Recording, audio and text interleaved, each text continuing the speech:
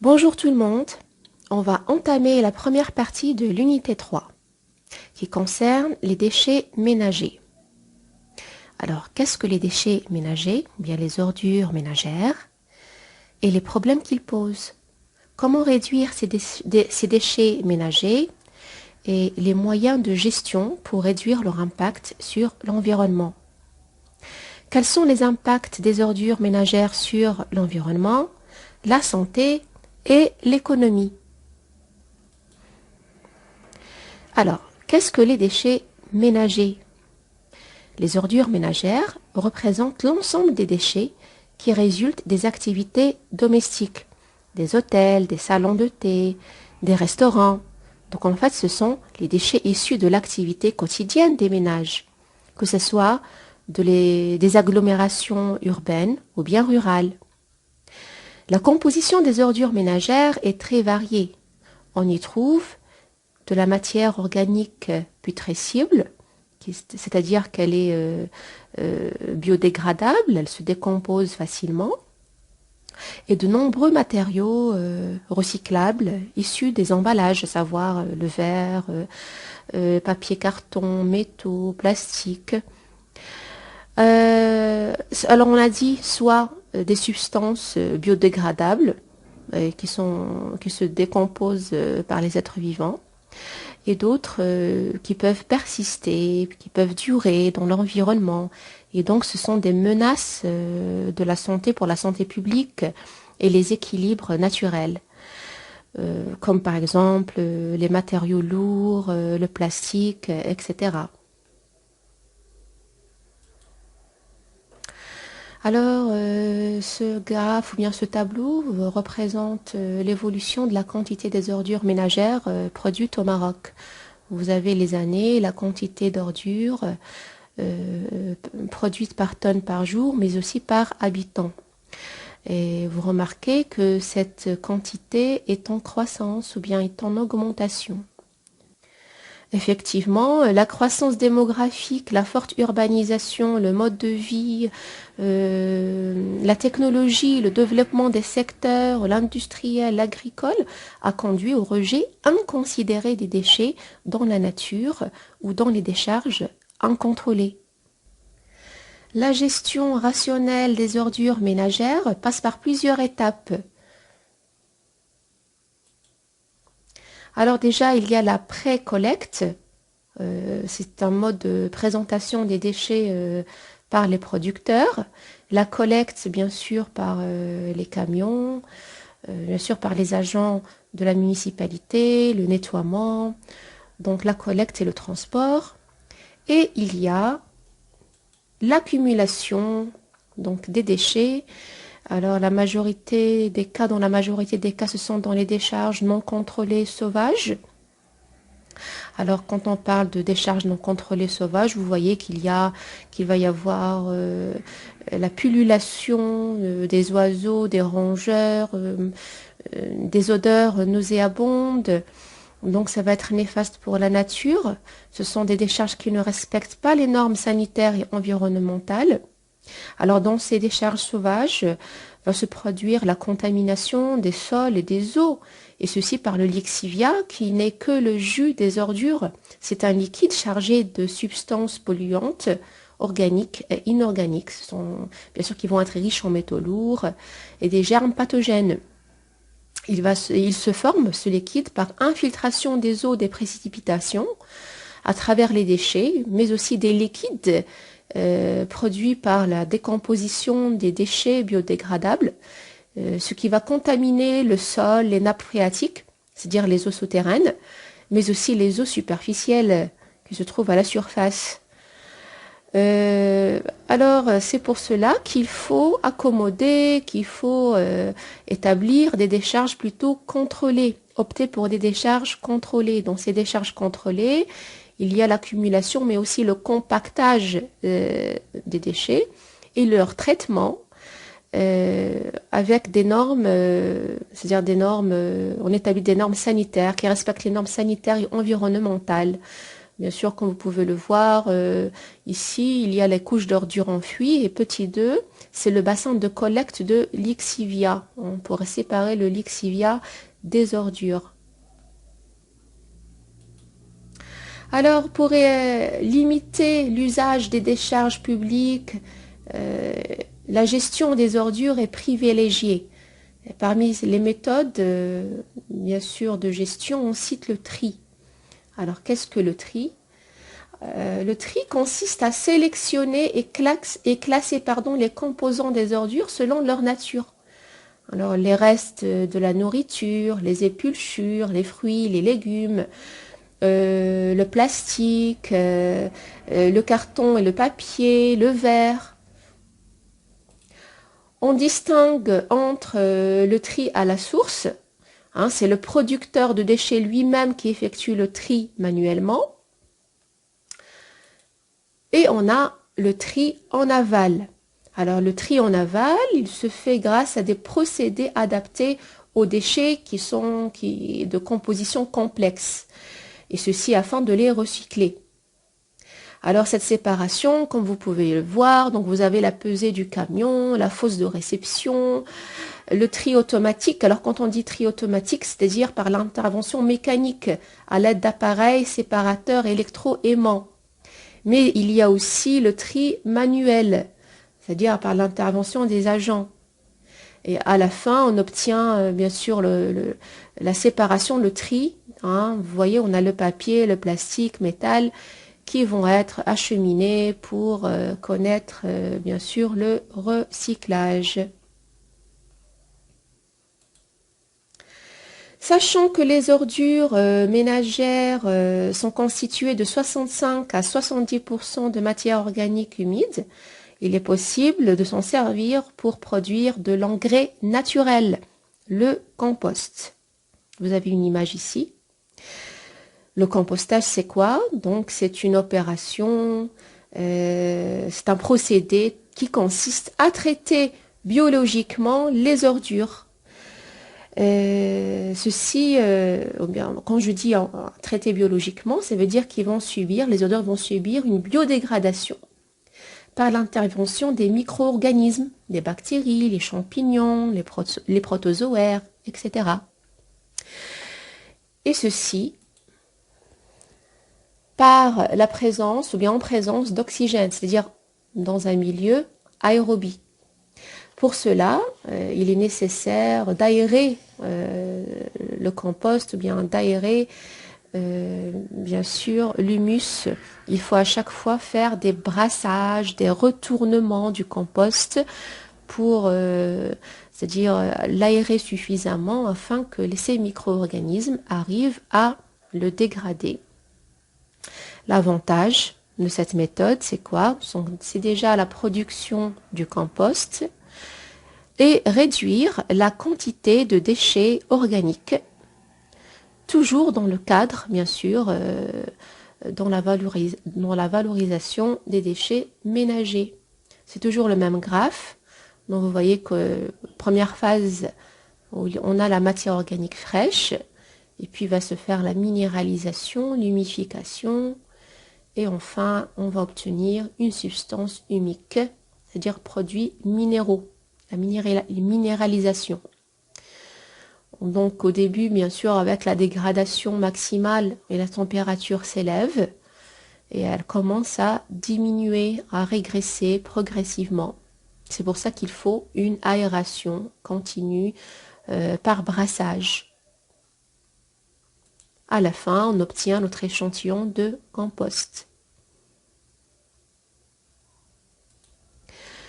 Alors, toujours dans la gestion des ordures ménagères, il y a aussi la technique de biogaz, la production de biogaz ou bien la méthanisation. C'est quoi la méthanisation? Alors, c'est un procédé qui permet de produire le biogaz, et ceci dans un milieu anaérobie cette fois. Vous avez vu tout à l'heure que le compostage, c'était dans un milieu aérobie. Alors, quand je dis dans un milieu anaérobie, ça veut dire c'est la fermentation, et par le biais de bactéries Methanobacterium. Alors, après avoir rassembler les fumiers des animaux dans une cinte. Vous voyez bien qu'il va y avoir, il y a un réservoir de gaz, de biogaz, qui va servir à la production d'énergie thermique et d'énergie électrique, mais aussi le carburant. Donc alors le biogaz, c'est surtout une source d'énergie renouvelable.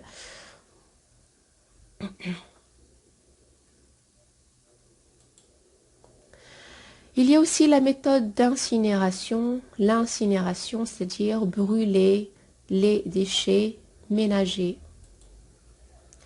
L'incinération, bien la combustion, c'est une option qui consiste à brûler les déchets à une haute température qui varie entre 850 et 1000 degrés. Elle requiert des équipements adéquats et une surveillance particulière parce qu'une incinération aléatoire dans des décharges non contrôlées, ce n'est pas comme une incinération contrôlée par le biais d'une décharge ou bien par le biais de mécanismes bien contrôlés, comme vous pouvez le voir ici. Donc bien sûr, pour réaliser c'est-à-dire ces techniques-là, ou bien cette mise en disposition, ça nécessite de l'argent. D'accord? Donc vous avez le camion d'ordures qui arrive, puis bien sûr il va y avoir l'incinération de ces ordures. Alors cette chaleur qui est dégagée due à l'incinération va être récupérée pour la production d'énergie thermique, mais aussi d'énergie électrique. Vous voyez qu'il y a de la fumée qui va se dégager, mais bien sûr, nous avons ici, c'est-à-dire, pardon, c'est-à-dire il va y avoir des filtres, d'accord, qui vont filtrer cette fumée afin qu'elle ne dégage pas des gaz toxiques qui va polluer l'air. Donc, ce sont des fumées épurées qui respectent la réglementation, les normes sanitaires. Par contre, si on réalise une incinération dans les décharges publiques, des décharges non contrôlées, alors là, il va y avoir dégagement de fumée qui va polluer l'air. Vous avez aussi des extractions des résidus qui sont évacués dû à l'incinération. Alors ces résidus-là vont être utilisés bien sûr dans les travaux publics qui vont servir par exemple dans les goudrons, par usage de goudron.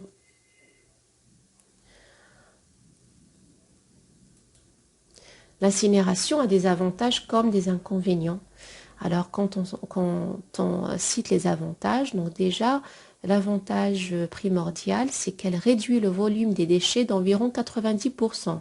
Il faut se souvenir de ça, d'accord? Donc une grande quantité va être réduite. La production d'énergie thermique et énergie électrique, mais aussi une économie significative des combustibles fossiles. On sait bien que les combustibles fossiles comme le gaz, le pétrole, le charbon, ce sont des polluants de l'environnement, des polluants de l'eau, de l'air, du sol. Donc là, c'est déjà, elle va nous permettre d'économiser ces combustibles et donc ça, c'est efficace. L'inconvénient, c'est qu'elle produit des fumées qui contiennent des substances toxiques. Surtout, comme on a dit, si on n'a pas réalisé des filtres, on n'a pas filtré cette fumée avant de la libérer dans l'air. Alors, ces substances toxiques, comme par exemple les dioxines, des oxydes d'azote, des métaux lourds, ce qui va être nocif pour la santé. D'accord? Et ça va polluer, bien sûr, l'environnement, l'air.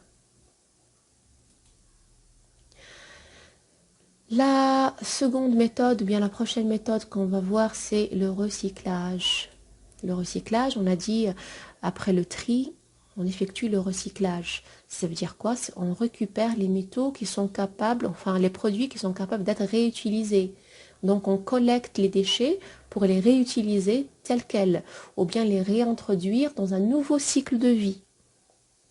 Alors au Maroc, par exemple, vous voyez que les matières recyclées, il y a le plastique, le carton, le verre, ferraille, caoutchouc, aluminium, cuivre, bois et chiffon. Alors les conséquences écologiques majeures, ça veut dire les points positifs pour cette technique de gestion, c'est la réduction du volume des déchets, déjà, et la préservation des ressources naturelles. Parce que vous savez, par exemple, si on jette le plastique, ça dure plusieurs années dans la nature, ça va persister avant qu'il soit dégradé. Hein, ce n'est pas comme si c'était une matière biodégradable, comme le bois ou comme la matière organique. L'enfouissement, c'est aussi une technique de gestion des ordures ménagères, donc afin de valoriser toujours, dans le cadre de la valorisation de ces ordures ménagères. Alors c'est quoi? Alors tout simplement, ça consiste à établir une sorte de décharge, mais cette fois contrôlée. Alors les déchets seront éliminés par enfouissement dans un centre d'enfouissement technique, dans les décharges contrôlées. On recouvre les déchets par une couche de matériaux après leur compactage, leur entassement, pour éviter qu'il y ait des vides. D'accord? Voilà. Donc là, vous avez les déchets qu'on met dans une sorte de caisse aménagée pour cela. Et bien sûr, les déchets qui se trouvent tout au fond, bon, ils vont pas avoir, ça va pas être aéré, donc il va pas y avoir d'oxygène, donc ils vont connaître une fermentation. Donc on établit des puits de biogaz pour récupérer le biogaz. On couvre ces déchets par des couches c'est-à-dire par des couches de matériaux compactés. On a ici un drain de récupération de lexivia pour récupérer le lexivia afin qu'il ne pollue pas les eaux souterraines, le sol. Et on a une géomembrane, bien sûr, et géotextile, tout cela afin de protéger le sol des infiltrations qui risquent de contaminer les sols profonds ou bien les eaux souterraines. Alors ceci va présenter plusieurs avantages. Donc déjà, fermentation pour produire le biogaz, comme on vient de le voir. Élimination des risques d'envahissement. La pullulation, savoir la prolifération d'insectes, leur multiplication, leur envahissement par les rongeurs, les oiseaux. Diminution aussi des risques d'incendie. Vous savez que dans les décharges sauvages, il y a des incendies qui risquent de s'établir à force du mélange de ces produits toxiques. Vous savez qu'on jette des batteries, les piles, les matériaux lourds, donc tout ça, ça risque de provoquer des explosions. Dégagement des odeurs nauséabondes, donc tout ça dans le cas d'enfouissement dans les décharges contrôlées, donc bien sûr on est préservé de ces mauvaises odeurs, ces odeurs désagréables. Diminution de pollution de l'environnement, quand on parle d'environnement, ça veut dire le sol, l'air et l'eau.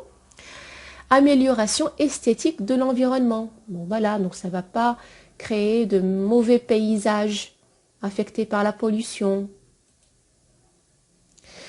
Alors l'impact de l'accumulation des ordures ménagères, on l'a déjà cité, on va juste le répéter. Donc voilà, donc alors que dans les décharges publiques non contrôlées, il y a la production du lexivia, le dégagement des gaz qui va polluer bien sûr l'air, les déchets solides. Donc tout ça va provoquer, il y a un risque de pollution des milieux, à savoir l'eau, l'air et le sol, ce qui va se répercuter sur la santé, l'environnement, mais aussi l'économie. Alors voilà, vous avez une image qui est très illustrative, qui nous montre cela. Vous avez une décharge non contrôlée. Alors là, voilà, il y a un risque d'incendie. Donc ça risque les incendies de combustion, ça risque de se produire. Et donc dégagement de fumée qui va polluer l'air, mais aussi ces odeurs, tout ça, ça va entraîner des pluies acides, l'effet de serre, destruction de la couche d'ozone. Donc ces trois phénomènes, on va les étudier d'une façon plus explicite en avançant dans le cours. Ces odeurs-là vont avoir un impact sur la santé, donc les personnes qui vont inhaler ces gaz, ceci risque d'affecter que ce soit son système nerveux, le système respiratoire, engendrer des maladies cardiovasculaires, des troubles du système immunitaire et hormonal, dermique, des maladies dermiques, de la peau, des cancers, d'accord? Vous voyez qu'il y a aussi des animaux qui se nourrissent de ces décharges. Donc alors la maladie de ces animaux domestiques, mais aussi de l'eau. Regardez l'eau souterraine, hein, cela dû à l'infection qui va être infectée par le lixiviat, mais aussi les eaux superficielles. Alors on a résumé l'impact dans un tableau. Alors sur l'environnement, comme on vient de le voir, le sol contaminé par les lixiviats va perdre sa valeur reproductive. Contamination des eaux de surface et des eaux souterraines, bien sûr par le lixivia. Pollution de l'air par les gaz émis par la fermentation des déchets et leur incinération au niveau des décharges non contrôlées. Donc toujours quand on parle de l'environnement, on parle au niveau du sol, des eaux et de l'air. La santé, alors l'incinération des déchets, donc toujours dans ces décharges non contrôlées, va engendrer des fumées, des gaz toxiques, qui va provoquer des maladies, engendrer des maladies, qui va atteindre le système respiratoire, cutané, cardiovasculaire. L'économie, vous savez très bien que la gestion des déchets ménagers, comme on l'a vu, que ce soit le système pour l'incinération contrôlée, que ce soit pour l'enfouissement, n'importe, hein, que ce soit pour le recyclage, ça demande, ça nécessite un budget. Donc ça, c'est déjà une perte budgétaire. Donc plus il va y avoir de déchets ménagers, plus il va nécessiter un grand budget. Les maladies engendrées dues à ces décharges non contrôlées, donc alors vont nécessiter aussi un budget sanitaire, un budget pour les soins de ces personnes. Les personnes malades vont s'arrêter, ils ne vont pas travailler, donc ça va créer des pertes côté économique. Donc le recyclage, la valorisation des déchets permettent de créer des emplois. Ça, effectivement, ça va créer des emplois et réduire le budget coûteux de leur gestion et la protection de l'environnement et la santé. Voilà, alors merci de votre attention. Donc j'espère que le cours a été assez explicite. Donc j'espère que vous retenez la définition des différentes méthodes de gestion des ordures ménagères. Vous essayez d'établir dans votre résumé la définition de chaque méthode, mais aussi les avantages et les inconvénients. Et on se retrouve pour la seconde partie toujours de cette troisième unité. Bon courage.